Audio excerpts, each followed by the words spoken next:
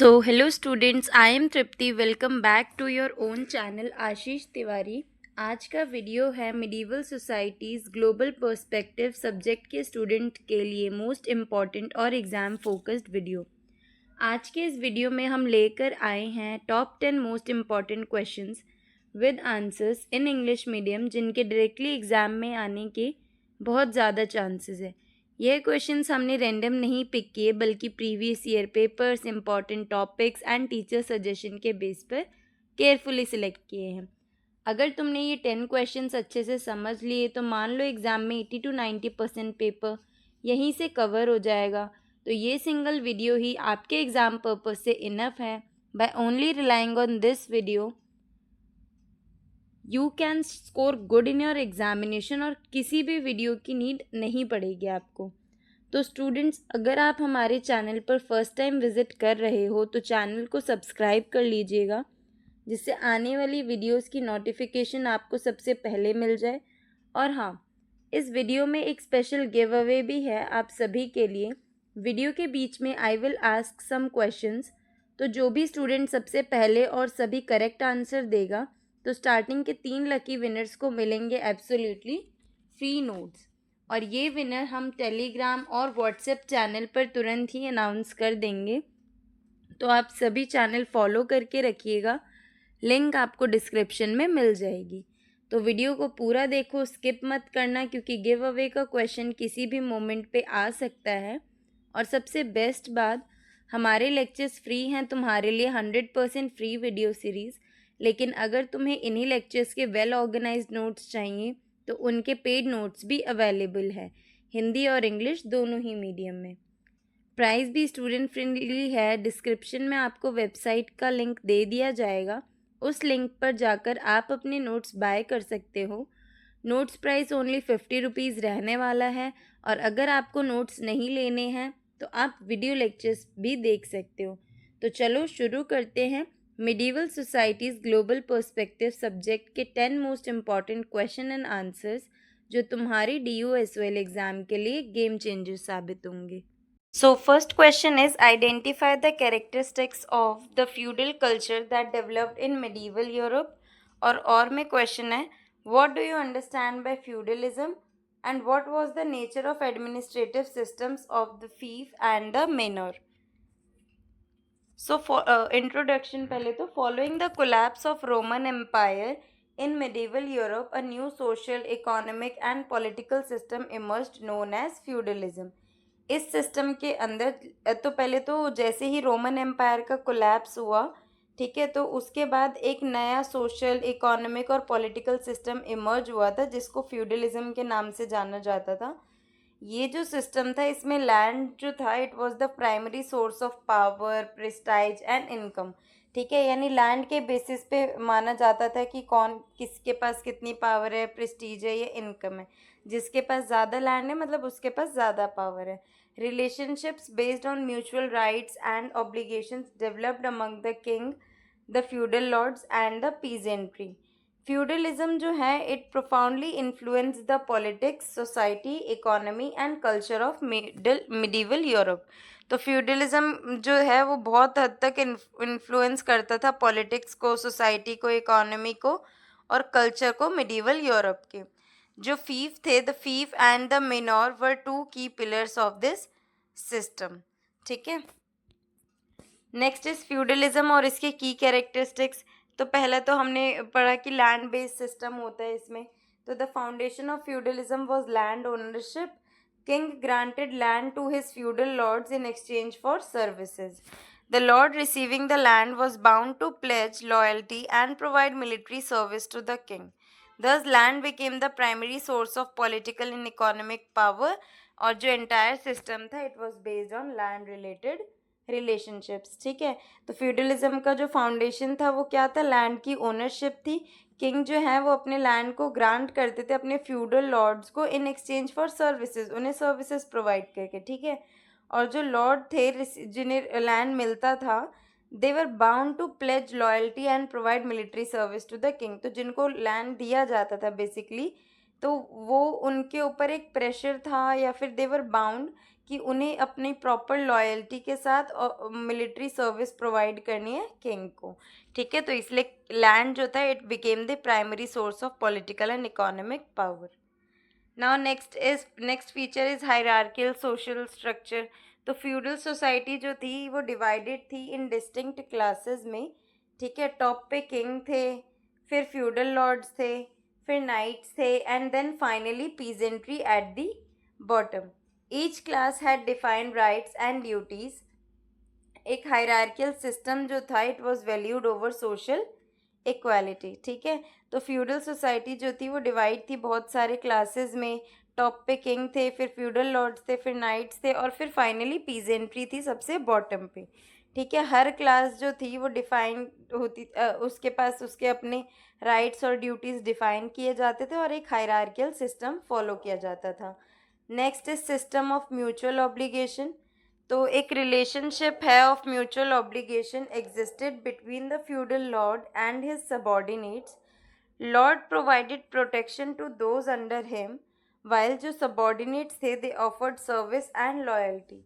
ये जो रिलेशनशिप है it was based on personal loyalty which lent stability to the political system. तो एक रिलेशनशिप था म्यूचुअल ऑब्लिगेशन का जो कि फ्यूडल लॉर्ड्स और उनके सबॉर्डिनेट्स के बीच में था। लॉर्ड जो थे उन्होंने प्रोटेक्शन प्रोवाइड किया था अंडर हिम, वाइल जो सबॉर्डिनेट्स थे उन्होंने वो सर्विस और लॉयल्टी ऑफर करते थे। और ये जो रिलेशनशिप था ये पर्सनल लॉयल्टी पे बेस्ड था। Now next is agrarian economy. तो जो फ्यूडल इकोनॉमी है it was primarily based on agriculture. Most people engaged in farming and produce the goods they needed themselves. Trade और इंडस्ट्री जो था इट वर रिलेटिवली लिमिटेड, और rural life जो थी it was the hub of economic activity. Now influence of the church.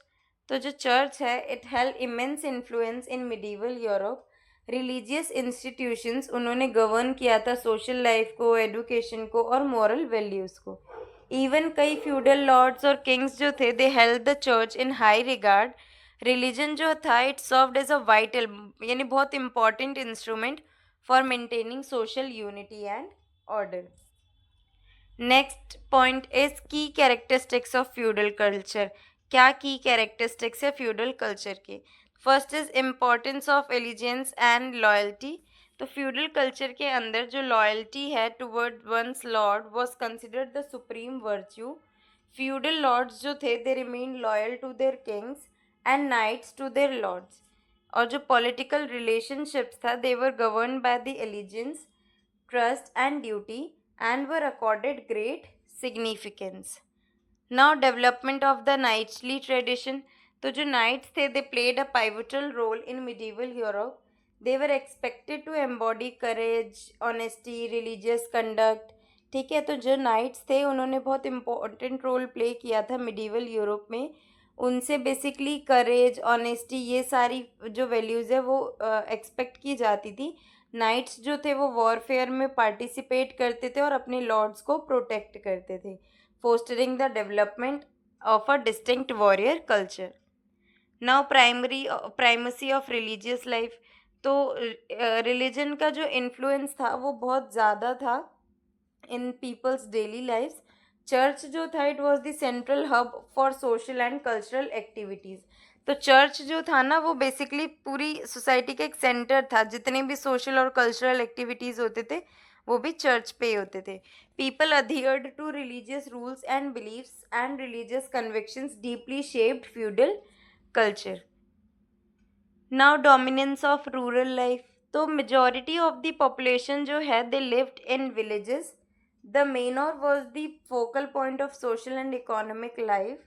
Urban development जो था वो limited था एंड रूरल ट्रेडिशंस जो थे दे हेल्ड ग्रेट स्वे। कंसिक्वेंटली फ्यूडल कल्चर जो है it was essentially rural in nature. Now importance of traditions and customs. तो जो एंशियंट ट्रेडिशंस हैं एंड कस्टम्स हैं उनका बहुत ज़्यादा सिग्निफिकेंस है फ्यूडल सोसाइटी के अंदर। Social relationships and rights were often determined by tradition and people adhere to established norms which helped maintain social stability. तो जो एंशियंट ट्रेडिशंस और कस्टम्स जो फॉलो किए जाते थे फ्यूडल सोसाइटी में उसका भी बहुत ज़्यादा इम्पोर्टेंस था। सोशल रिलेशनशिप्स और जो राइट्स थे वो भी ट्रेडिशन के बेस पे डिटरमाइन कराए जाते थे। Third point is administrative system of the fief and the manor. ठीक है, तो A is concept of the fief. तो fief is referred to the land granted by a king और a high ranking lord to subordinate lord. ये जो land है it was awarded in exchange for military and administrative services and the recipient was possible for its management. और ये जो fief है it served as the political unit of the feudal system. Now administration of the fief. Fief का जो administration है it was rested in the hands of the local feudal lord. वो taxes collect करते थे, administer करते थे, justice security ensure करवाते थे। तो जो फ्यूडल लॉर्ड है उन्होंने एक significant degree of autonomy enjoy की है अपनी टेरिटरी में, जो कि लोकल गवर्नेंस को फोस्टर करते हैं। Next is the concept of the manor. तो जो मेनर है, manor was the economic unit of the feudal system. It was a large agriculture state comprising both the lord's land and the land cultivated by the peasant. तो जो production and economic activities है they were carried out here, और जो manor function and the manor functioned as the self sufficient unit. Next question is administration of the manor. तो जो manor है, manor was managed by the lord और his representative. Labour and a portion of the produce were exacted from the peasants. और जो Lord है वो judicial और administrative authority भी एक्सरसाइज करते थे। दस जो मेनर है, manor served as the hub of both local governance and the economy. Now status of peasants. तो peasants living on the manor worked the land and received protection in return. They were required to provide various forms of labor and pay different taxes. Although उनकी जो freedom है it was limited, and उन्होंने foundation भी form किया था of the feudal system. Agricultural production जो है वो primarily rely करता है laborers पे, यानी peasants जो कि labor offer करते हैं उस पे। Now conclusion. तो इन कंक्लूजन फ्यूडलिज्म जो है it was the dominant social and economic and political system of medieval Europe. It was founded upon land loyalty, mutual obligation के बेसिस पे वो मिलता था। रिलीजन जो है it is the tradition of chivalry, rural life and social hierarchy held great significance within feudal culture. जो fief थी they served as the unit of political administration and the manor functioned as a unit of economic organization. इसीलिए जो feudalism है it profoundly influenced life in medieval Europe and played a significant role in its evolution. Now question number 2 is describe the feudal crisis in Europe. और में question है to what extent did trade and urbanization contribute to the decline of feudalism? Describe.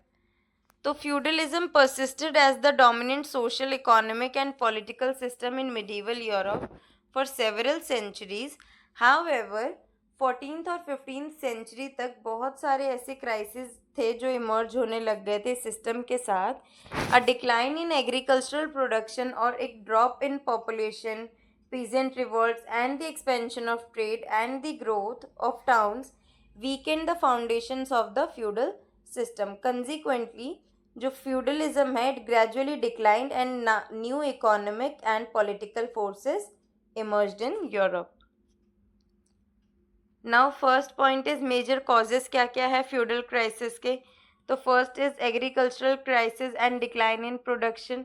तो जो feudal economy है it was primarily based on agriculture, और agriculture production जब start होता है तो it leads to it began to decline due to the continuous over use of land and natural disaster. ठीक है, तो एग्रीकल्चर प्रोडक्शन जो था उसका डिक्लाइन स्टार्ट हो गया ड्यू टू द कंटिन्यूस और ओवर यूज़ की वजह से रिसोर्सेज का, है ना। This led to food crisis and worsen the condition of the peasantry. Economic instability weakened the feudal system. Now second point is epidemics and population decline. तो एक severe epidemic in the 14th century wiped out a danger portion of Europe's population. There was a drastic reduction in the number of laborers and peasants, which affected agriculture and production activities. Feudal lords जो थे, they faced a labor shortage and their incomes began to fall. Next is rise of peasant revolt. The peasants were dissatisfied with the heavy taxes and forced labor imposed by feudal lords. Peasants in many regions began to revolt. These movements challenged feudal dominance, leading to decline in the power and influence of feudal lords. तो peasants जो थे वो जो भी taxes वगैरह impose किए जा रहे थे फ्यूडल लॉर्ड्स द्वारा उससे बहुत ज़्यादा डिससेटिस्फाई थे और एंग्री थे और बहुत सारे रीजन्स में पीजेंट्स ने रिवॉल्ट भी लड़े थे बहुत सारे. एंड दीज मूवमेंट्स, ये जो सारे मूवमेंट चल रहे थे, इन्होंने फ्यूडल डोमिनेंस को चैलेंज किया था, जिससे कि उनका इन्फ्लुएंस और पावर में डिक्लाइन देखने को मिला था. Next is economic difficulties of feudal lords. तो the expenses of feudal lords increased due to wars and lavish lifestyle. Their economic position weakened as agriculture income declined. Many feudal lords became indebted. This caused the economic foundation of the feudal system to falter. ठीक है, तो जो expenses है feudal lords के वो increase हो गए थे ड्यू टू वॉर्स और लेविश लाइफस्टाइल के कारण. इनकी जो इकोनॉमिक पोजीशन है it weakened as agriculture income decline. ठीक है, इनकी जो इकोनॉमिक पोजीशन है वो वीक होने लग गई थी क्योंकि एग्रीकल्चरल इनकम जो था वो डिक्लाइन होने लग गया था. बहुत सारे फ्यूडल लॉर्ड्स जो थे वो इनडेप्टेड थे, जिसके कारण जो इकोनॉमिक फाउंडेशन था फ्यूडल सिस्टम का वो फॉल्टर करने लग गया था. Next is rise of centralised royal power. तो पावर किंग्स जो थे they gradually began to emerge in Europe. Kings developed standing armies and administrative institutions. Consequently, जो political power थी feudal lords की वो decline होने लग गई और strengthening of central governance जो था it weakened the feudal system. Now, second point is role of trade and urbanization in the decline of feudalism. First is expansion of trade. तो trade in Europe grew rapidly during the latter part of the medieval period.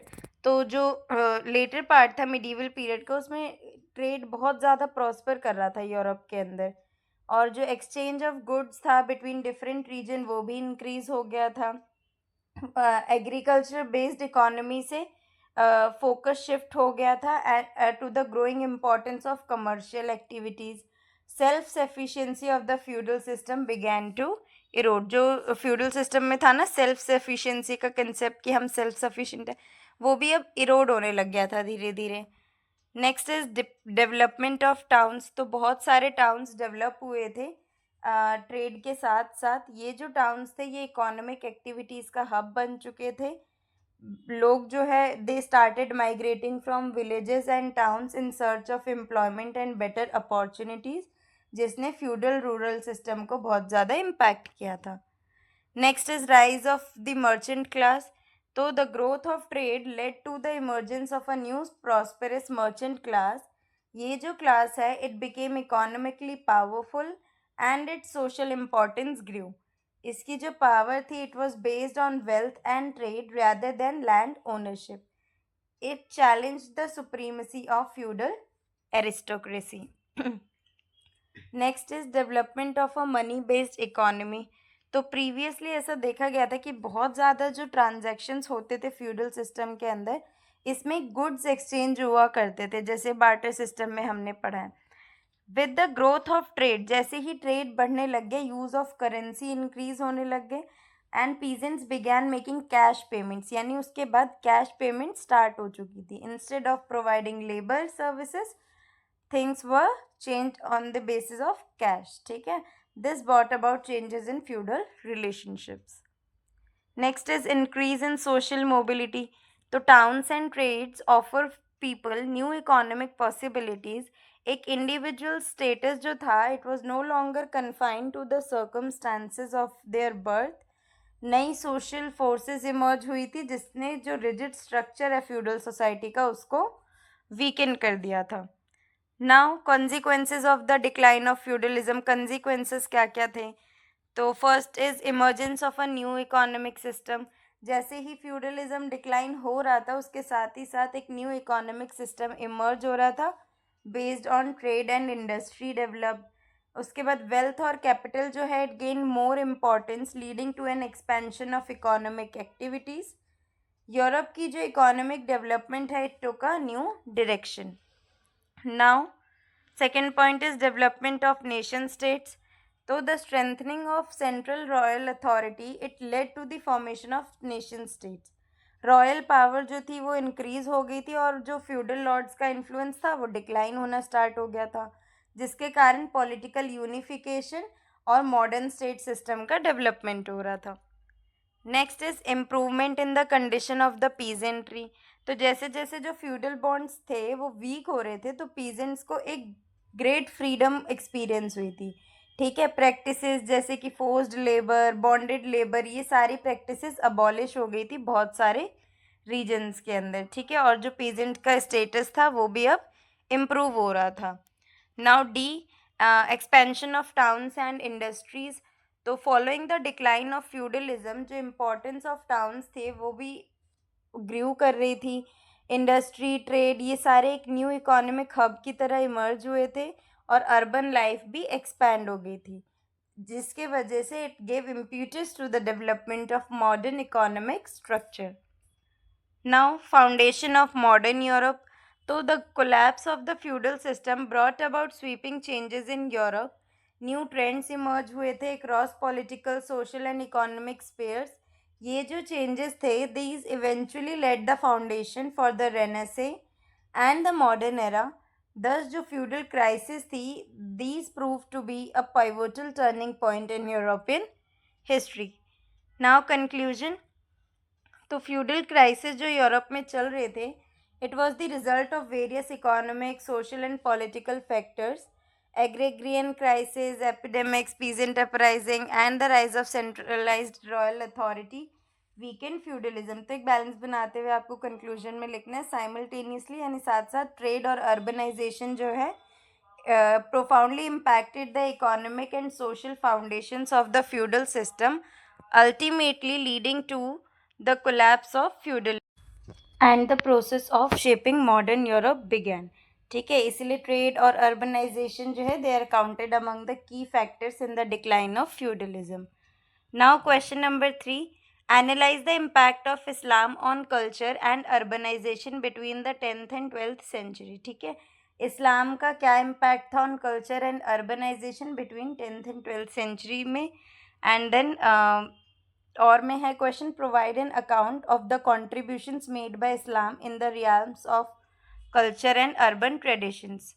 तो answer is between the 10th and 12th centuries Islamic civilisation जो थी it was one of the most advanced civilisation in the world. इस period के between में जो influence था Islam का वो सिर्फ रिलीजियस फेयर तक ही नहीं था बल्कि culture, education, literature, art, architecture और अर्बन लाइफ में भी बहुत ज़्यादा इनका कंट्रीब्यूशन था. इस्लामिक रूलर्स और स्कॉलर्स जो थे उन्होंने बहुत सारी सिटीज़ को डेवलप किया into centres of knowledge, trade and culture. Consequently urbanisation और कल्चरल डेवलपमेंट जो था it took a new direction during this era. Now first point is Islam's contribution to the field of culture. ठीक है, तो development of education and knowledge. Islam के जो rulers हैं they attached great importance to education and established numerous schools and centres of learning. Subjects जैसे कि religion, philosophy, mathematics, medicine and astronomy they were taught there. School scholars were granted patronage leading to widespread growth of knowledge and intellectual activities. तो जो Islamic rulers हैं उनका बहुत ज़्यादा importance था to education और बहुत सारे न्यूमरस स्कूल्स उन्होंने as centres of learning build किए थे.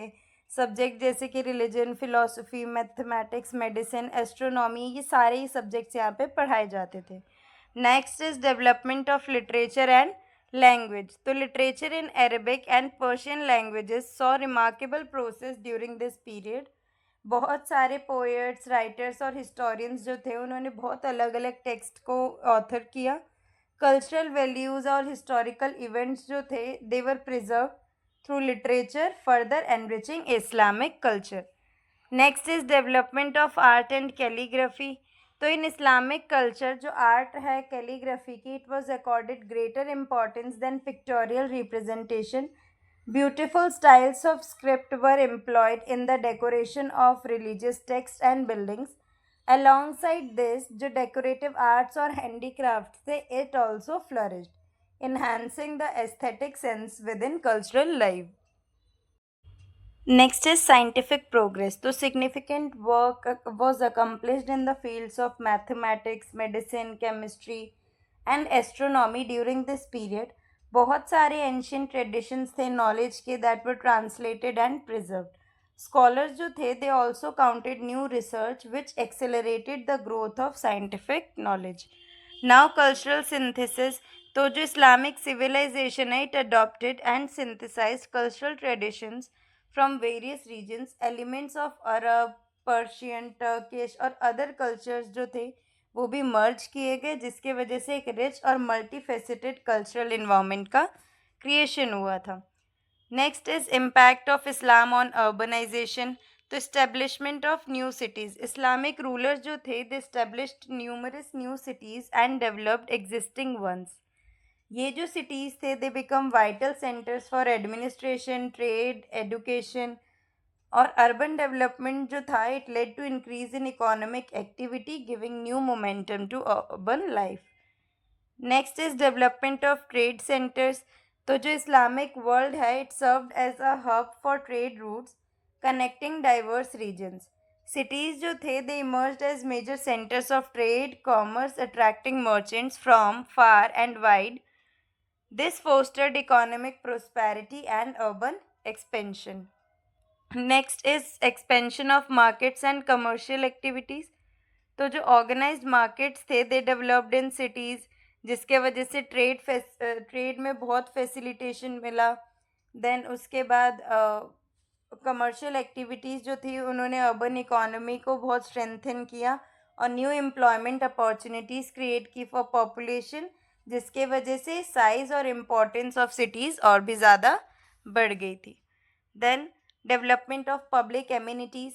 तो इस्लामिक सिटीज़ जो थी they featured amenities such as roads, water supply system, inns और जो पब्लिक बात थे ये सारे सिस्टम्स भी वहाँ पे ऑलरेडी डेवलप्ड थे। ये जो सिस्टम्स थे they brought order to civic life and provided residents with better living conditions, जिसकी वजह से जो सिटीज़ थे they became more attractive. Then cities and social and cultural hubs. तो सिटीज़ जो थी they were not merely economic centres बल्कि वो लोग की हब्स थे एजुकेशन के, रिलीजन के और कल्चर के। Mosques, library and educational institution जो थे they were established within them, facilitating interaction among people from diverse backgrounds and fostering the growth of urban culture. Next is significance and impact of Islamic contributions. तो एक new direction for world civilisation.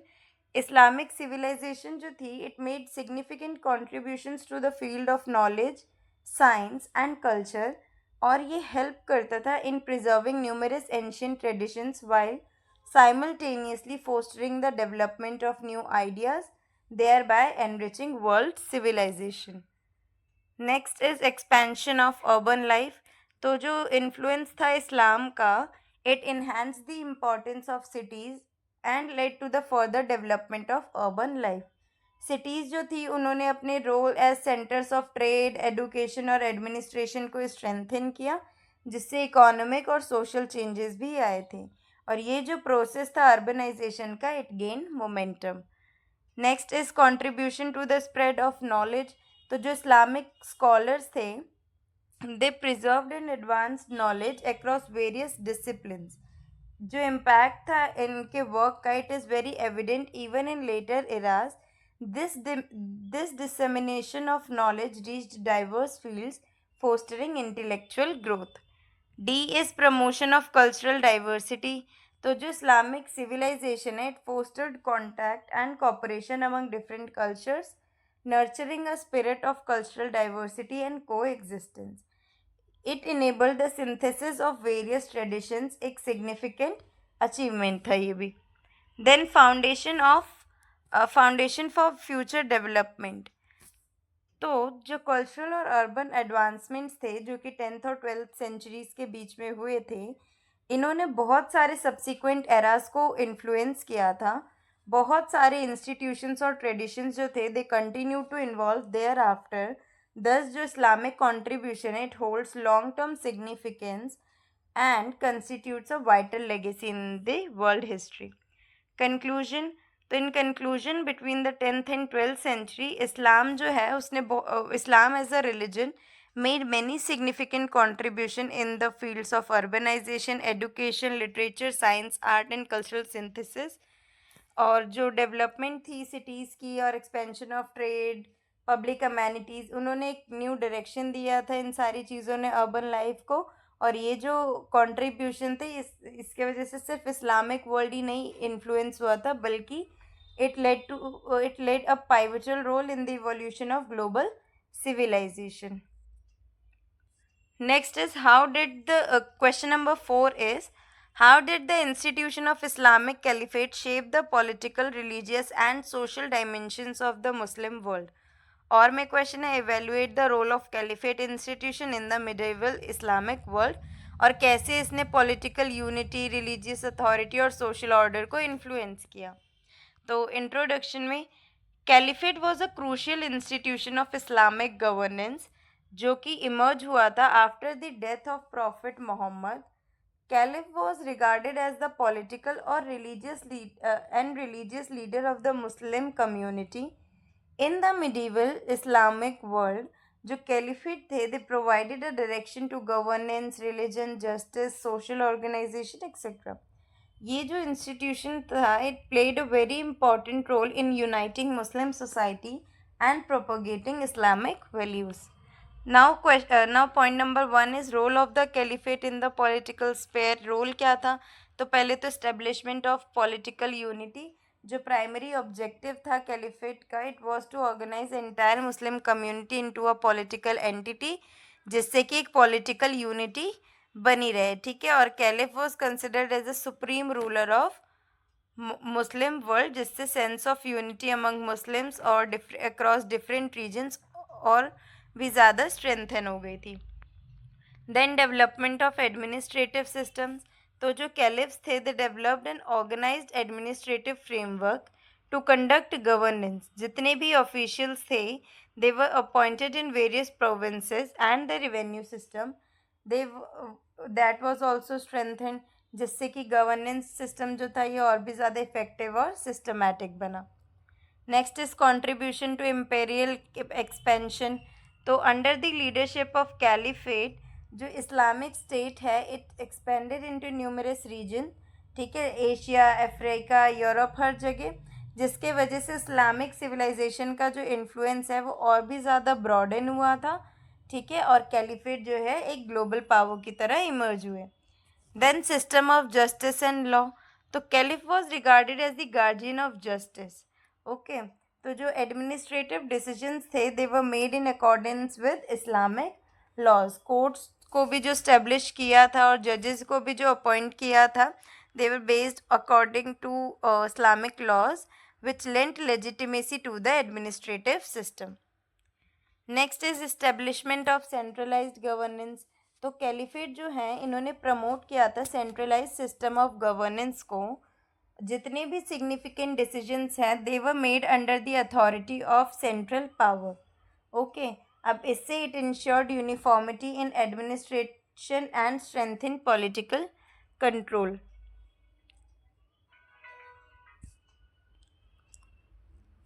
So now system of justice and law. तो जो caliph थे he was regarded as the guardian of justice. Administrative decisions were made in accordance with Islamic laws. Courts were established and judges appointed which lent legitimacy to the administrative system. तो जो caliph थे उन्हें guardian of justice कहा जाता था. Administrative decision जो लिए जाते थे वो भी इस्लामिक लॉज के बेस्ड पे और कोर्ट्स भी इस्टेब्लिश किए जाते थे, जजेस भी अपॉइंट जो एक लेजिटिमेसी प्रोवाइड करते थे एडमिनिस्ट्रेटिव सिस्टम को, ठीक है। Then stabilised centralised control. Caliphate promoted stabilised centralised system of governance. जितने भी सिग्निफिकेंट डिसीजंस लिए जाते थे वो सेंट्रल पावर की अथॉरिटी के अंदर होते थे, जिसके वजह से एक यूनिफॉर्मिटी रहती थी एडमिनिस्ट्रेशन में और पॉलिटिकल कंट्रोल भी स्ट्रेंथन होता था। Next is role of caliphate in religious sphere. तो पहले तो first point is centre of religious leadership. Caliph was considered not merely a political ruler but also a religious guardian of Muslim community. उन्होंने इस्लाम की जो भी teachings और traditions थे उनको सेफगार्ड करके रखा हुआ था, thereby maintaining religious unity and providing the Muslim society with a shared identity. Then preservation of Islamic principles. तो कैलिफेट ने एक पाइविटल रोल प्ले किया था इस्लामिक बिलीफ्स और रिलीजियस ट्रेडिशंस को प्रिजर्व करने में। रिलीजियस एजुकेशन जो था इट वॉज इनकरेज और scholars as well as religious institutions received patronage, जिसके वजह से इस्लामिक कल्चर बहुत ज़्यादा फ्लरिश हुआ। Next is development of religious institutions. तो the establishment of mosque, madrasas and other religious institutions were encouraged. ये जो इंस्टीट्यूशंस थे it became centre of education and religious knowledge, facilitating the spread of Islamic values and strengthening religious consciousness within society. Now, unity of the Muslim community.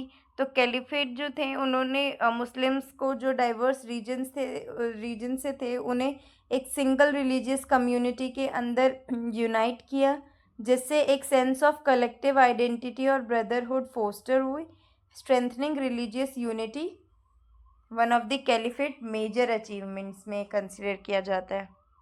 Next है source of religious legitimacy. तो जो caliphs की authority थी it rested on a religious foundation. Public viewed him as the representative of the Islamic order. This conferred legitimacy and acceptance upon the administration. तो जो caliph की authority थी वो religious foundation पर बेस्ड थी। Public जो थी वो उन्हें एक रिप्रेजेंटेटिव की तरह व्यू करते थे ऑफ इस्लामिक ऑर्डर, जिसके वजह से एक लेजिटिमेसी बनी रहती थी और एक्सेप्टेंस थी on the administration system. Then impact of the caliphate on the social order. तो first point is promotion of social organisation. तो caliphate endeavour to create an organise and discipline society.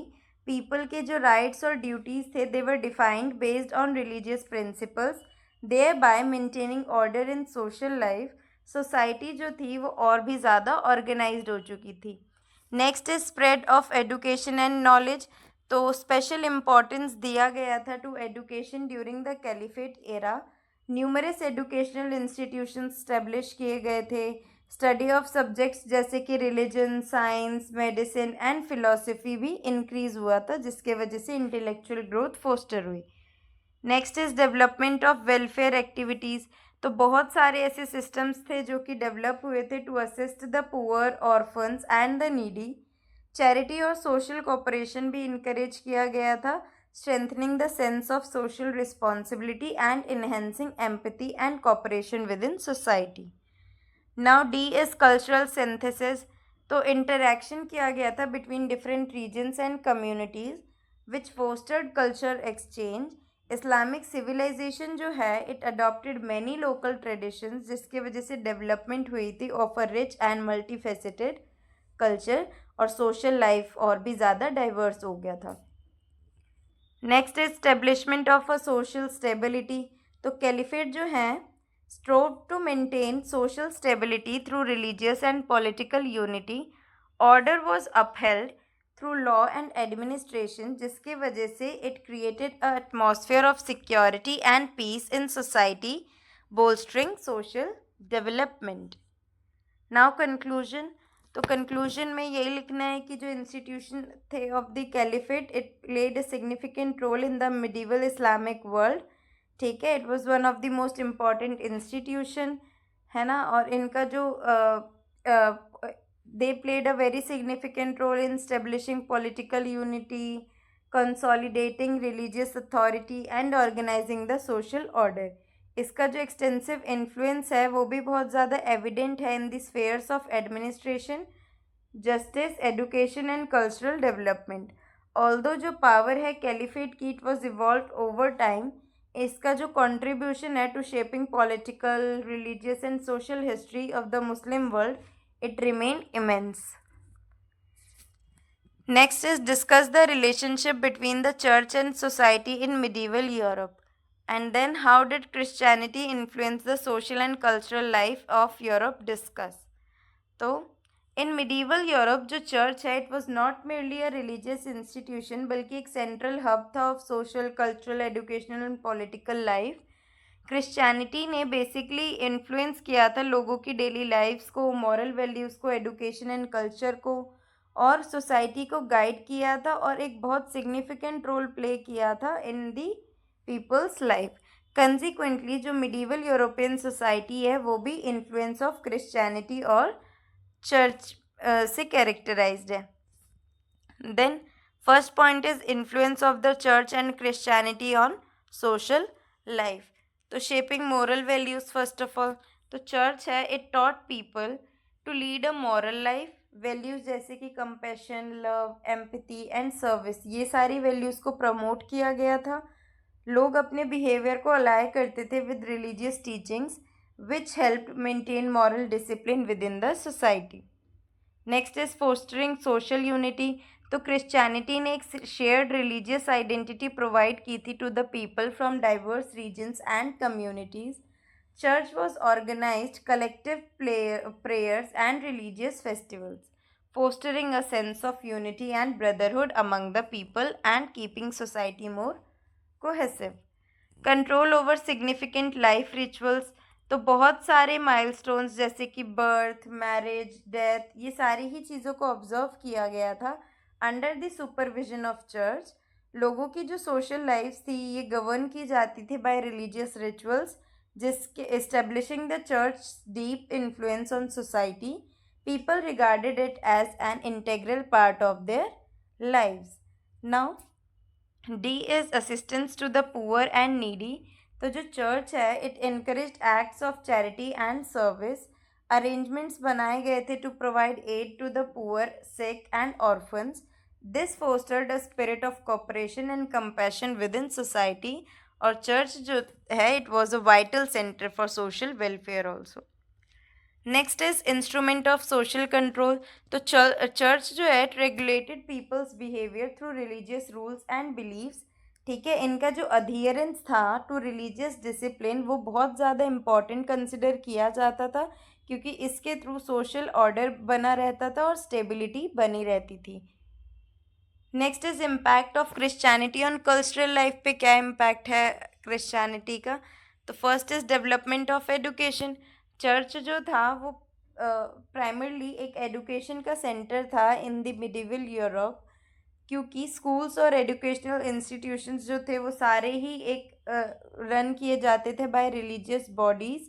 ठीक है, और अलॉन्ग साइड रिलीजियस स्टडीज़ और सारे subjects भी पढ़ाए जाते थे।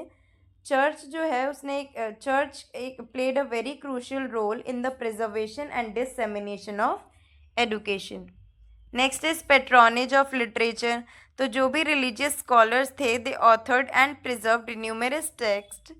Church also undertook the task of safeguarding ancient knowledge. एक ट्रेडिशन है of writing books and producing manuscript copies. It emerge enabling the growth of literature and knowledge. C is development of art. तो church जो है it patronised painting, sculpture and other art forms. बहुत सारे other art works जो थे it was based on religious themes were created.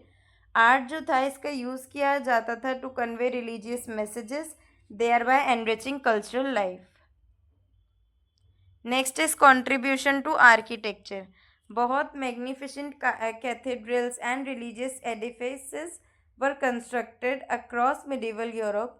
जो architectural style था in buildings का वो बहुत ही ज़्यादा सोफिस्टिकेटेड था। Religious architecture gave European culture a distinct identity and it stands as a significant example of Christian influence. Next is development of cultural uniformity. तो जो Christianity का स्प्रेड हुआ, इसके वजह से एक शेयर्ड कल्चरल ट्रेडिशन का इमर्जेंस हुआ बहुत सारे रीजन्स में यूरोप के। रिलीजियस फेस्टिवल्स, बिलीव्स, कस्टम्स और ये सारी ही चीज़ों ने एक sense of connection among the people foster किया, जिसके वजह से कल्चरल यूनिटी और भी ज़्यादा स्ट्रेंथन हुई and played a pivotal role in the shaping of European identity. Next is evaluation of the relationship between the church and society. तो church was basically a guide to society, ठीक है। It was not merely a religious institution, बल्कि एक moral और cultural guide भी था society के लिए। Next is political influence. तो बहुत सारे ओकेजन्स पे चर्च जो है वो चर्च के थ्रू इंटरविन होता था पॉलिटिकल अफेयर्स में। Rulers sought church recognition which enhanced its powers and prestige. और जो इन्फ्लुएंस था चर्च का, it was evident in both society and politics. Next is preservation of knowledge and culture. तो church safeguarded knowledge, education, culture even under difficult circumstances. बहुत सारे significant text, traditions जो थे वो प्रिजर्व किए गए थे through it's efforts, thereby aiding the development of European civilization। और ये एक बहुत ज़्यादा सिग्निफिकेंट कंट्रीब्यूशन था। Next is certain limitations and criticism. तो एट टाइम्स चर्च जो है it was supported excessive control and orthodoxy. मतलब एट टाइम्स कुछ कुछ समय पे ऐसा हो जाता था कि वैसे तो it guided moral values to people and society, but कभी कभार बहुत ज़्यादा एक्सेसिव कंट्रोल और ऑर्थोडॉक्सी के कारण new ideas and changes were not always readily accepted, ठीक है। तो this gave rise to criticism. Nevertheless इस चर्च का जो इन्फ्लुएंस था it remained wide spread. Next is lasting impact on European society. तो Christianity and church profoundly influenced the social and cultural life of Europe. Traces of this influence are still visible in European society and culture today, ठीक है। तो हम Christianity और church के through बहुत ज़्यादा influence हुई थी सोशल और कल्चरल लाइफ यूरोप की, और उसके ट्रेसेस आज भी देखे जा सकते हैं। Conclusion. So in conclusion, there was an extremely close relationship between church and society in medieval Europe. Church के थ्रू सोशल लाइफ और मॉरल वैल्यूज़ भी गाइड किए जाते थे, एंड बहुत सारे सिग्निफिकेंट कंट्रीब्यूशन हुए to the development of education, literature, art and architecture. Christianity के थ्रू यूरोपियन कल्चर को एक distinctive character and serve as a blind society together in unity. Therefore, studying the role of the Church and Christianity is essential for understanding the social and cultural history of medieval Europe. Now, question number 6. To what extent did technological advancement during the Ming period influence Chinese society and culture? और में है assess the development of urbanization in medieval China. So, the Ming dynasty 1368 to 1644 was a significant era in Chinese history. ये जो period था it witnessed a political stability, economic prosperity, technological progress in China. Remarkable developments in occurred in the fields of agriculture, handicraft, printing, ship building और trade, ठीक है। तो ये जो period था इसने बहुत अच्छी पॉलिटिकल स्टेबिलिटी, इकोनॉमिक प्रोस्पेरिटी और टेक्नोलॉजिकल प्रोग्रेस हुई थी चाइना के अंदर। बहुत सारे डेवलपमेंट भी हुए थे वेरियस फील्ड में, जैसे कि एग्रीकल्चर, हैंडीक्राफ्ट, प्रिंटिंग एक्सेट्रा। और ये जो चेंजेस हुए थे it was profoundly influenced by Chinese society, culture और अर्बन लाइफ से। इस पीरियड में सिटीज़ जो है वो एक्सपैंड कर रही थी। चाइना एक वर्ल्ड की मेजर इकोनॉमिक और कल्चरल सेंटर्स की तरह इमर्ज हो रहा था। Then first point is technological advancements during the Ming period and their impact. First is development of agricultural techniques. तो न्यू टेक्निक्स और टूल्स जो थे they were employed to boost agricultural production during the Ming era. तो मतलब इस era में ऐसा हुआ था कि न्यू टेक्निक्स और टूल्स को जो है उसको यूज़ किया जा रहा था ताकि एग्रीकल्चरल प्रोडक्शन और इंक्रीज़ हो। इरिगेशन सिस्टम और भी ज़्यादा इम्प्रूव हो गए थे। लैंड जो था वो बहुत अच्छे से इफ़ेक्टिवली यूटिलाइजेशन होता था उसका, leading to increased food grain production. Agricultural prosperity strengthened the economic condition of society. Now, expansion of the art of printing. So, the development of printing technology made book production easier and more affordable. Education और knowledge जो थे वो भी rapidly spread हो रहे थे. Literature and scholarly materials became accessible to a wider audience, जिसके वजह से एक न्यू मोमेंटम मिला था to a cultural development. Next is progress in ship building and navigation. तो लार्ज एंड एडवांस शिप्स जो थे उनका कंस्ट्रक्शन किया गया था during the Ming period. Maritime voyages और ट्रेड जो थे they were encourage, strengthening China's ties with various nations and fostering increased economic and cultural exchange. Next is जो प्रोडक्शन था सिल्क का, पोर्सलिन का एंड अदर हैंडीक्राफ्ट आइटम्स ये भी increase हुए थे, जिससे डिमांड और भी ज़्यादा इंक्रीज़ हो गई थी. इंडस्ट्रियल ग्रोथ की वजह से और भी ज़्यादा एम्प्लॉयमेंट अपॉर्चुनिटीज़ मिल रही थी, which in turn benefited the urban economy. Next is spread of knowledge and culture. So technological foster किया था development of education, literature and the arts. Scholars और आर्टिस्ट जो थे they gain new opportunities, cultural activities expand हुई थी, further enriching Chinese civilisation. Next point, second point is development of urbanisation in medieval China. तो first is expansion of cities. During the Ming period बहुत सारी old cities जो थी वो expand हुई थी और नई सिटीज़ डेवलप हुई थी. ये जो सिटीज़ थे they become centres for administration, trade और इंडस्ट्री के लिए. पॉपुलेशन और भी ज़्यादा ग्रो होने लग गई थी, जिसके वजह से इकोनॉमिक एक्टिविटीज़ में भी इंक्रीज़ देखने के लिए मिला था. Second point is growth in trade activities. तो एक्सपेंशन ऑफ डोमेस्टिक और फॉरेन ट्रेड इन्हांस हुआ था. Enhance the importance of cities. Markets and trade centers developed and the merchant class became increasingly prosperous, जिसके वजह से अर्बन इकोनॉमी भी strengthen हो गई थी. Next is rise of artisan and merchant class. तो जितने नंबर ऑफ पीपल हैंडीक्राफ्ट और ट्रेड में ऑलरेडी थे उसमें एक इंक्रीज देखने को मिला था in the cities.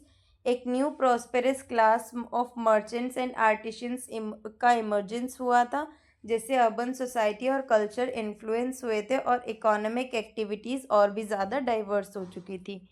Next is development of public amenities. तो रोड्स, मार्केट्स, वेयर हाउसेज और अदर पब्लिक फैसिलिटीज़ जो थी वो सिटीज़ में डेवलप हुई थी, जिसने फैसिलिटेट किया था ट्रेड और ट्रांसपोर्टेशन को and improve people standard of living and made cities more organised. Then cities as cultural centres. तो सिटीज़ जो थी वो एक मेनली हब्स नहीं थी इकोनॉमिक एक्टिविटी का, बल्कि एक मेजर सेंटर भी थी एजुकेशन का, लिटरेचर का एंड दी आर्ट्स का. They served as meeting points of scholars, artisans and merchants, fostering cultural development and enriching urban culture. Next is impact on Chinese society and culture. तो increase in economic prosperity, technological advancement जो थे और urbanisation जो था, it led to growth in production and trade. लोगों की जो income थी और स्टैंडर्ड ऑफ लिविंग थी वो धीरे धीरे इम्प्रूव होने लग गई थी, इकोनॉमिक एक्टिविटी एक्सपैंड होने लग गई थी and China emerged as a more prosperous nation. Next is changes in social structure. तो जो इम्पोर्टेंस थी of merchants had and artisans grew. नई सोशल क्लासेस इमर्ज हो रही थी और पावर जो था अब सिर्फ फार्मर और ऑफिशियल्स के पास ही कन्फाइंड नहीं था, जिससे एक सोशल मोबिलिटी भी इंक्रीज हुई थी. Next is spread of education. तो एजुकेशन एक्सपैंड हो रही थी ड्यू टू प्रिंटिंग, टेक्नोलॉजी और इकोनॉमिक प्रोस्पेरिटी के थ्रू.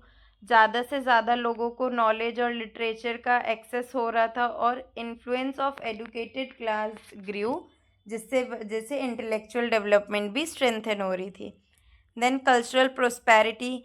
तो एक रिमार्केबल डेवलपमेंट देखा गया था in literature, painting and other art forms. Artist और राइटर्स जो थे उन्हें पेट्रोनेज रिसीव हुआ था. कल्चरल एक्टिविटीज़ जो थी they became an integral part of society, जिसके वजह से फर्दर डेवलपमेंट हो रहा था चाइनीज़ कल्चर का. Next is rise in China's global stretcher.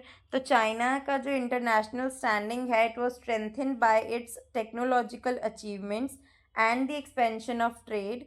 Contacts जो थे फॉरेन नेशंस से वो इंक्रीज़ होने लग गए थे and the demand for Chinese goods grew worldwide, जिसके वजह से चाइना का जो प्रेस्टीज और इन्फ्लुएंस है वो और भी ज़्यादा इन्हांस हुआ।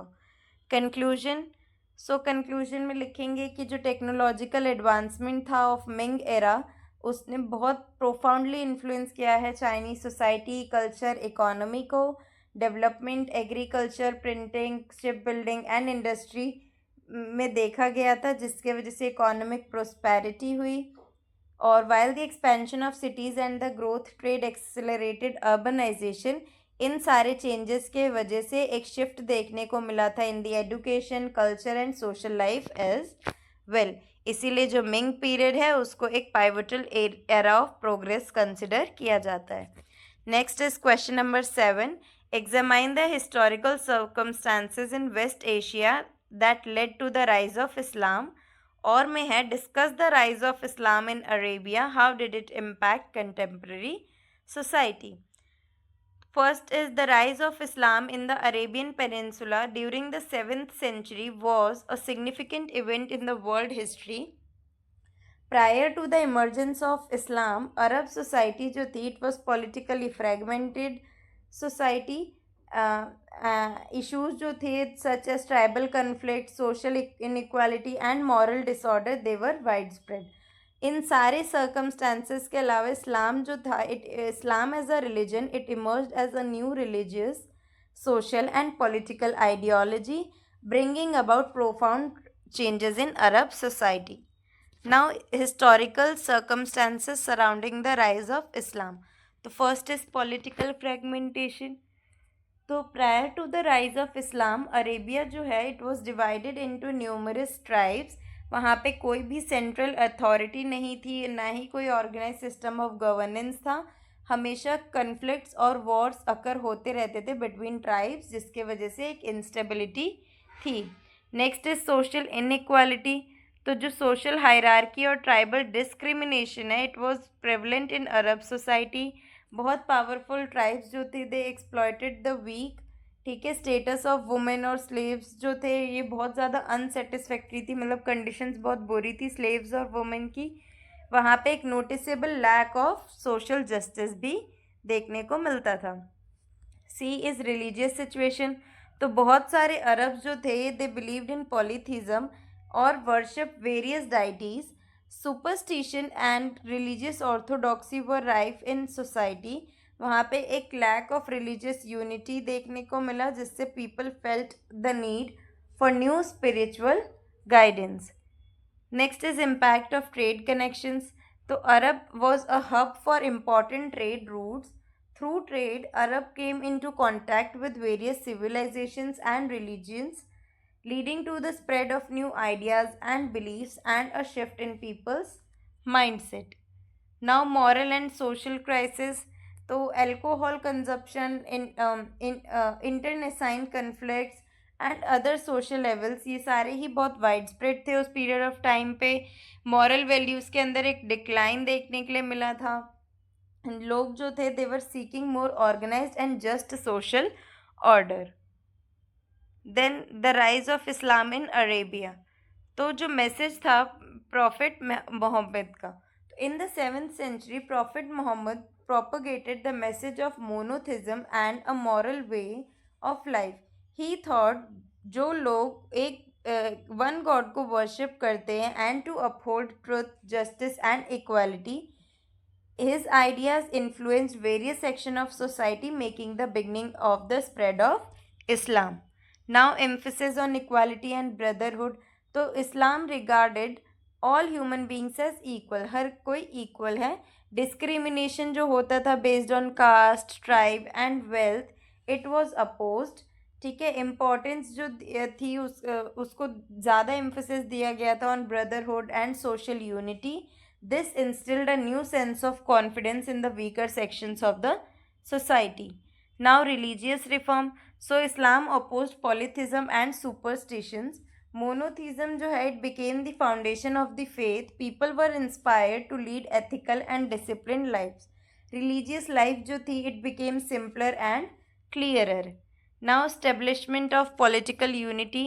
तो Islam organised various tribes into a single community, जिससे it fostered political unity in Arabia. Long standing tribal conflicts diminished, making the creation of an organised society possible. Now establishment of the Islamic state. तो एक new political system जो है वो emerge हुआ alongside the spread of Islam.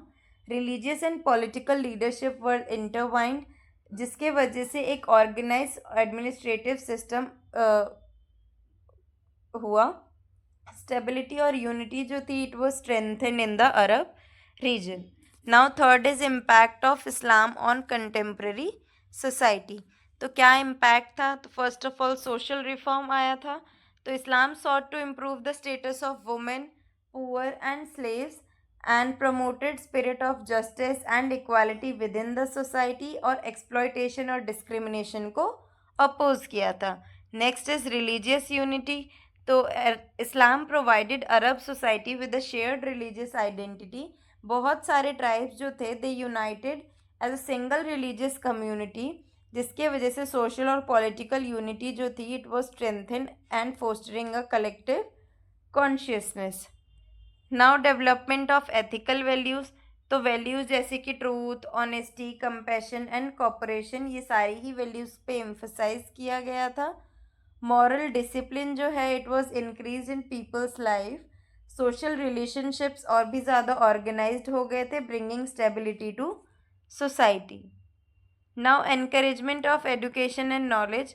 तो Islam emphasise करते on importance of knowledge and education, encouraging study and contemplation. Subsequently जो Islamic civilisation है it became a major centre of knowledge and science, जिससे नई direction मिली थी एक intellectual development को. Now impact on world history. तो Islam which originated in Arabia rapidly spread to other regions, जिसके वजह से क्रिएशन हुआ था एक वास्ट सिविलाइजेशन का. Far reaching changes occurred in political, cultural and religious spheres, और इनका जो इन्फ्लुएंस है it remains visible in many parts of the world today. Now conclusion.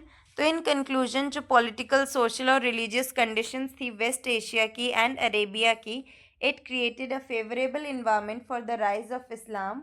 Under the leadership of Prophet Muhammad, Islam propagated the message of monotheism, equality, justice, and brotherhood, and it led to a profound social, religious, and political transformation within Arab society. तो Islam was not only united Arabia, बल्कि significantly influence किया था to the course of world history in the long run.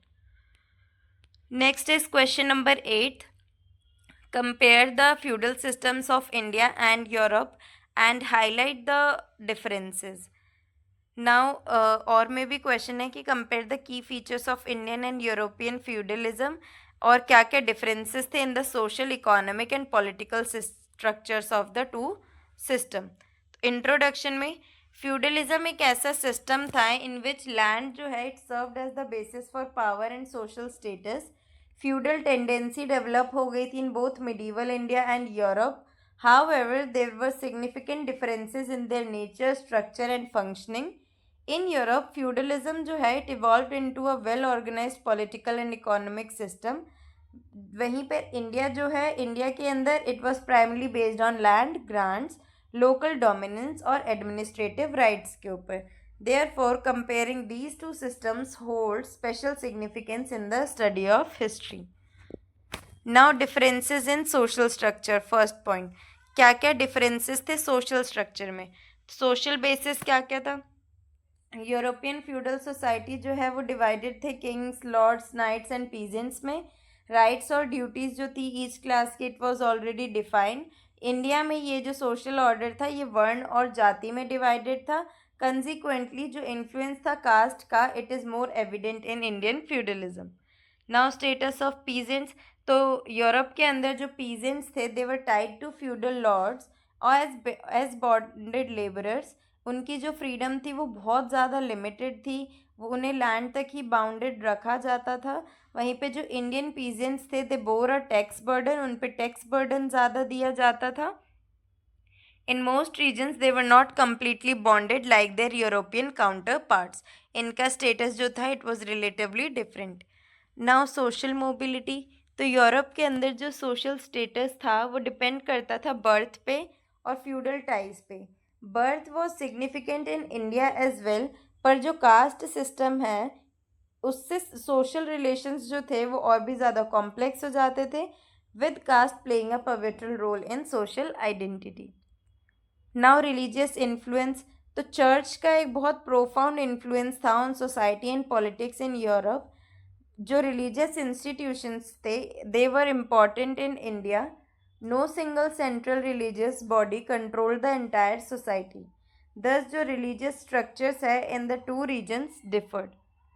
Now nature of local society, तो जो European society है it was based on feudal ties. वहीं पे जो India है इधर का caste, village communities and local traditions were also significant. This resulted in a more diverse social structure in India. और जो नेचर था सोशल ऑर्गेनाइजेशन का वो भी दोनों में बहुत डिफर करता था. Next is differences in economic structure में क्या क्या डिफरेंसेस थे. तो इम्पोर्टेंस ऑफ लैंड. लैंड जो था एक प्राइमरी सोर्स था इकोनॉमिक पावर का in both the systems. Europe में जो लैंड है it form the basis of feudal relation. और जो लैंड ग्रांट और लैंड रिवेन्यू सिस्टम है ये भी बहुत ज़्यादा क्रूशियल था इंडिया के अंदर. तो नेचर ऑफ लैंड ओनरशिप और कंट्रोल जो था वो डिफर था दोनों ही जगहों पे. Now manor system versus village system. तो यूरोप में manor function as an economic unit जहाँ पे प्रोडक्शन और एडमिनिस्ट्रेशन मैनेज किया जाता था, while the village economy was vital in India. एक organise system akin to the European manor was generally absent. Village communities का बहुत इम्पॉर्टेंट रोल था. Next is labour system. तो यूरोप के अंदर पीजेंट्स जो थे they were required to perform compulsory labours for the feudal lord. वहीं पे इंडिया में वो उनकी प्राइमरी ऑब्लिगेशन थी पीजेंट्स की to the was the payment of taxes. ठीक है, तो जो नेचर था लेबर रिलेशंस का it differed from that of Europe. Consequently बहुत सारे डिफरेंसेस देखे गए थे in the economic organisation. Next is state of trade. तो यूरोप के अंदर ट्रेड जो है it was limited during the early feudal period. In India जो ट्रेड और आर्टिसनल एक्टिविटीज़ है they were relatively more developed across many regions. Towns और trade centres जो थे उन्होंने भी बहुत इंपॉर्टेंट रोल प्ले किया था. This made the Indian economy appear more diverse. Now revenue system. तो इंडिया का जो लैंड टैक्स था it was the primary source of state income. Feudal lords जो हैं उन्होंने बहुत क्रूशियल रोल प्ले किया था in revenue collection, while land जो है it was the source of income in Europe as well. Feudal services जो हैं उनकी इम्पोर्टेंस बहुत ज़्यादा थी. The nature of the revenue system deferred between the two. Now differences in political structure. तो nature of power. Europe के अंदर जो पॉलिटिकल पावर थी वो फ्रेगमेंटेड थी बिटवीन फ्यूडल लॉर्ड्स. जो किंग की पावर थी वो भी बहुत लिमिटेड थी. इन इंडिया सुप्रीम अथॉरिटी जो दी जाती थी वो किंग और एम्परर की थी and it was generally acknowledged. Feudal lords इनकी सोसाइटी के अंदर ऑपरेट करते थे. Now role of feudal lords. तो यूरोपियन जो फ्यूडल लॉर्ड्स है they enjoyed considerable independence within their territories. वो एडमिनिस्ट्रेशन भी मैनेज करते थे, जस्टिस भी, मिलिट्री अफेयर्स भी. इंडिया के अंदर जो फ्यूडल लॉर्ड्स थे they possessed certain rights. They were usually linked to central authority and their autonomy was relatively limited. Now military relations. तो यूरोप के अंदर जो फ्यूडल लॉर्ड्स हैं they received land in exchange for military service. This was the cornerstone of the feudal system in India. In India too feudal lords जो थे उन्हें military assistance provide किया जाता था, बट जो लैंड ग्रांट्स और administrative rights होते थे they held greater significance. Military structures जो थी इन दोनों सिस्टम्स की वो डिफर करती थी. Now influence of central authority. Europe के अंदर जो सेंट्रल अथॉरिटी थी वो वीकन थी, allowing feudal lords to come before more powerful. और इंडिया के अंदर जो स्ट्रांग मोनार्कीज थी they existed during many periods maintaining relatively greater central control. ये एक की डिफरेंस है इनके पॉलिटिकल स्ट्रक्चर का. नाउ एडमिनिस्ट्रेटिव सिस्टम, तो यूरोप के अंदर एडमिनिस्ट्रेशन जो है it was concentrated in the hands of local feudal lords. India के अंदर का जो एडमिनिस्ट्रेटिव सिस्टम है it was more diverse and multi tired with governance mechanisms operating at both central and local levels. Now conclusion. So in conclusion, there were indeed certain similarities between Indian and European feudalism, such as the importance of land, local dominance and agrarian based economy. However, जो significant differences थे between the two in terms of their social, economic and political structures. European feudalism जो है it was more organised and based on military ties. वहीं पे जो Indian feudalism है it was heavily influenced by caste system, land grants and the revenue system. इसीलिए इन दोनों system को इक्वेट करने की जगह इट इज़ मोर अप्रोप्रिएट कि हम इन दोनों ही सिस्टम को इनके कंटेक्स्ट, स्पेसिफिक कंटेक्स्ट और हिस्टोरिकल सर्कमस्टेंसेस के थ्रू समझें. Now question number 9th is, how did Confucianism shape the socio-political structure of medieval China, or describe the religious traditions and practices in medieval China? So Confucianism had a profound influence on the social, political and cultural systems of medieval China. Confucianism जो थे he was not merely a philosophy, it was not basically Confucius की जो ideology थी it was Confucianism. तो it was not merely a philosophical ideology बल्कि it served as the foundation for governance, education, ethics and social relationships. Alongside this, जो religious traditions थे it such as Buddhism and Taoism, it also influenced China's society. Together ये सारे ideas and tradition shaped the distinct identity of medieval China. Now first point, influence of Confucianism on the social order, key aspects. First is establishment of moral values. तो Confucianism emphasized moral values such as integrity, discipline, duty and respect. जो people थे they were taught to be responsible towards their families और society के towards, जिसके वजह से discipline और stability in social life foster की जाती थी और एक एथिकल कंडक्ट को आइडियल रिगार्ड किया जाता था. Next is importance of family. Confucian की जो आइडियोलॉजी है इसमें the family was considered as the fundamental unit of society और बहुत ज़्यादा स्पेशल एम्फेसिस दिया गया था ऑन कि पेरेंट्स को रिस्पेक्ट करना चाहिए, एल्डर्स को रिस्पेक्ट करना चाहिए, डिसिप्लिन और ओबीडियंट रहना चाहिए within the family which help to maintain strong family ties. Then support for social hierarchy. तो Confucianism acknowledge the specific role assign to each individual in society. जो duties थे rulers के, officials के, fathers के और sons के, वो सब क्लियरली डिफाइंड रहा करते थे, जिसके वजह से सोशल ऑर्डर और भी ज़्यादा ऑर्गेनाइज्ड और स्टेबिलिटी प्रमोट करता with in the society. Now importance of education. तो Confucianism placed immense value on education and knowledge. Scholars held a respected position in society और जो education है it viewed as a means for both personal and social advancement. Now spirit of social harmony. तो aim था Confucianism का to establish cooperation and harmony in the society rather than conflict. लोगों को encourage किया जाता था कि वो अपनी ड्यूटीज़ को फुलफ़िल करे with strength and social unities और एक ऑर्गेनाइज सोसाइटी का development. Second point is impact of Confucianism on the political system. First is concept of an ideal ruler. तो अकॉर्डिंग टू कन्फ्यूशियनिज्म एक रूलर जो है ruler should be just यानी fair होना चाहिए, एथिकल होना चाहिए and act in the public और पब्लिक इंटरेस्ट के अकॉर्डिंग एक्ट करना चाहिए. रूलर का जो कंडक्ट है वो एक एग्जाम्पल की तरह सर्व करना चाहिए for other people, thereby emphasizing the importance of morality in governance. Now basis of the administrative system. तो जो कन्फ्यूशियन प्रिंसिपल है वो डीपली इन्फ्लुएंस करता है एडमिनिस्ट्रेटिव सिस्टम को of medieval China. Officials were expected to demonstrate honesty and dedication to duty and moral values. Were prioritized in administration, and this brought stability to governance. Now appointment of competent individuals, तो जो education और merit है it were prioritized for appointments to government positions.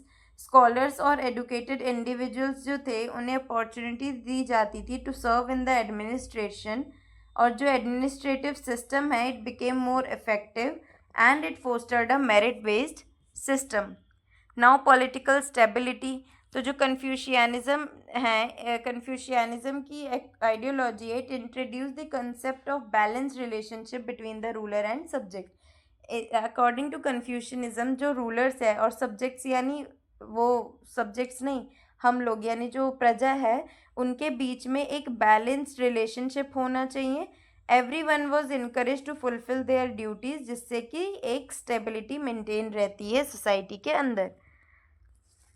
Now coordination between state and society. तो Confucianism viewed the interest of the state and society as interconnected. It was the ruler's duty to ensure the welfare of the people in return. Loyalty और cooperation जो है it was expected from the public, जिसके वजह से harmony maintained थी between the government and society. Now third is religious traditions and practices of medieval China. First is Confucian tradition. तो Confucianism ने emphasise किया है on morality and education and social duties. एक tradition है that was more ethical and philosophical than strictly religious in nature. Nevertheless एक profound impact था on people's lives, influencing both society and governance. Now influence of Buddhism. तो Buddhism was immensely popular in medieval China. It propagated the message of compassion, non-violence and spiritual liberation. Numerous monasteries और religious centers जो थे उन्हें establish किया गया था, जिससे religious और cultural life enrich हुआ करती थी. Now Taoist tradition. तो Taoism emphasized living in harmony with nature, leading to a simple life, and people believed in natural forces and spiritual balance.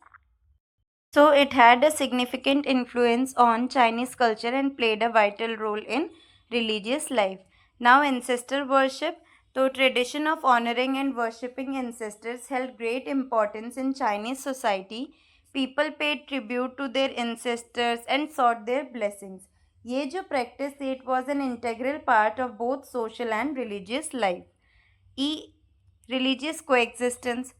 So various religious and philosophical traditions developed side by side in medieval China. जो influence था of Confucian, Buddhist and Taoist idea, it was evident, simultaneously fostering religious tolerance and cultural harmony. Now conclusion. So in conclusion, Confucianism profoundly influenced social and political structure of medieval China. It provided a strong foundation for moral values, education and administrative system and social discipline. Simultaneously, religious traditions such as Buddhism, Taoism and ancestor worship enriched Chinese society and culture. Thus, Confucianism or other religious traditions combined to shape the distinctive social, political and cultural identity of medieval China. So, now I would like to give your giveaway questions. So your first giveaway question is, explain the development and significance of Islam in various domains like political, social and cultural. And question number second is also in similar way, is explain the significance of Christianity in various domains, that is social, political and cultural. And your last question is, explain the basis of differences in feudalism concept which was prosper in India and in Europe. Now, your question number 10 is, write a brief note on Arab trade with Southeast Asian nations and then Mongols and then Sufism. Arab trade with Southeast Asian countries. So during the medieval period, Arab merchants engaged in extensive trade with Southeast Asian countries via Indian Ocean maritime routes. They traded in species like spices, silk, aromatics, precious woods or other luxury goods. Trade जो था उसके वजह से economic ties जो थे वो और भी ज़्यादा स्ट्रेंथन हो गए थे between Arabs and the nation of south east Asia.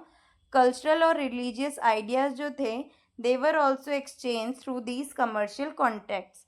ये जो प्रोसेस था it facilitated the spread of Islam across various regions of south east Asia.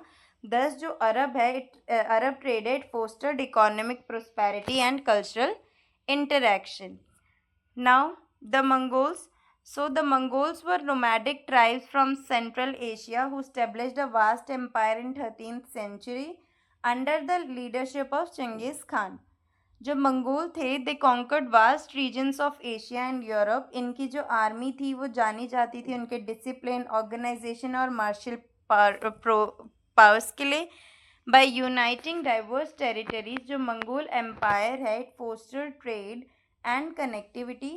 Although उनके जो इन्वेजन्स है उसके वजह से बहुत ज़्यादा डैमेज हुआ था to numerous cities and kingdoms, but they also strengthened cultural and economic ties between the East and West, and Mongols hold a significant place in the world history. Now, Sufism. So, Sufism is a mystical tradition within Islam जो emphasize करता है on love for God, devotion and spiritual purity. Sufi saints जो हैं they prioritized inner spiritual growth over outward display of religiosity.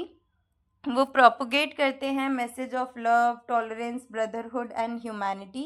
इनको जो teachings है सूफी cents की ये इन्फ्लुएंस करती है पीपल को across various religions and communities. Sufism foster करते हैं सोशल एंड कल्चरल हार्मनी को in many countries including India. Thus Sufism made a significant contribution to the development of religious tolerance and spiritual consciousness. So students ये थे आपके subject के top 10 most important question and answers जो directly exam में आ सकते हैं। I hope आपने इसे ध्यान से समझा होगा और अपनी प्रिपरेशन स्ट्रॉन्ग कर ली होगी। और याद रखो हमारे लेक्चर्स फ्री हैं, लेकिन अगर तुम चाहते हो वेल ऑर्गेनाइज नोट्स जो कि एग्ज़ाम के लिए एकदम परफेक्ट है तो बस डिस्क्रिप्शन में दी हुई लिंक से नोट्स परचेज़ करो और अपने नोट्स सिक्योर करो। और हाँ, हर वीडियो में होता है गिव अवे, तो वीडियो के बीच में पूछे गए क्वेश्चंस के लिए रेडी रहो और 3 लकी विनर बन सकते हो फ्री नोट्स के विनर्स। अगर तुम्हें वीडियो पसंद आई हो तो लाइक, शेयर और सब्सक्राइब करना ना भूलना और हमारे व्हाट्सएप और टेलीग्राम चैनल को फॉलो कर लीजिएगा ताकि तुम्हें मिलते रहे एग्ज़ाम फोकस्ड अपडेट्स और DUSOL के सारे important lectures and giveaway के winners. Till then, stay focused, study smart and nail your exams. See you in the next video.